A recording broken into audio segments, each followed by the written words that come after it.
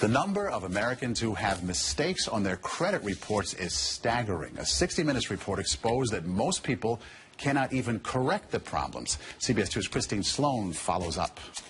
Meg Pasternak says a mistake on her credit report nearly destroyed her credit. We had to present so much documentation to say this wasn't ours, and then we still had to pay something to get it rid of it. Pasternak says it took months to resolve the problem. You feel kind of helpless because they got you under the gun if you need to get a new car or a house or for anything. Pasternak is not alone in her frustration. A new government study finds up to 40 million Americans have mistakes on their credit reports. But an investigation by Steve Croft on 60 Minutes finds most people get nowhere trying to correct an error. Ohio's Attorney General tells Croft that is a clear violation of a federal law. The federal law says that if you believe that there is a mistake, you can go to them and they have an obligation to do a reasonable investigation.